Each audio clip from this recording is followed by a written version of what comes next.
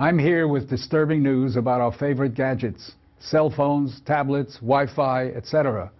Putting it bluntly, they are damaging the living cells in our bodies and killing many of us prematurely. I'm Dr. Martin Blank from the Department of Physiology and Cellular Biophysics at Columbia University.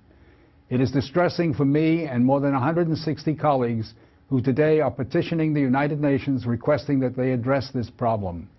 We are scientists and engineers, and I am here to tell you we have created something that is harming us, and it is getting out of control.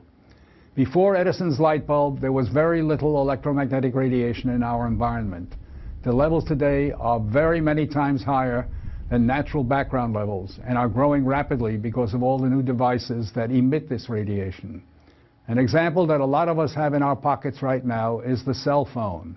One study shows that as cell phone usage has spread widely, the incidence of fatal brain cancer in younger people has more than tripled. We are putting cellular antennas on residential buildings and on top of hospitals where people are trying to get well. Wireless utility meters and cell towers are blanketing our neighborhoods with radiation. It's particularly frightening that radiation from our telecommunication and power line technology is damaging the DNA in our cells. It is clear to many biologists that this can account for the rising cancer rates. Future generations, our children, are at risk. These biologists and scientists are not being heard on the committees that set safety standards. The biological facts are being ignored, and as a result, the safety limits are much too high. They are not protective. More protection will probably result from full disclosure of possible conflicts of interest between regulators and industry.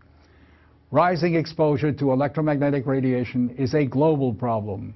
The World Health Organization and international standard-setting bodies are not acting to protect the public's health and well-being.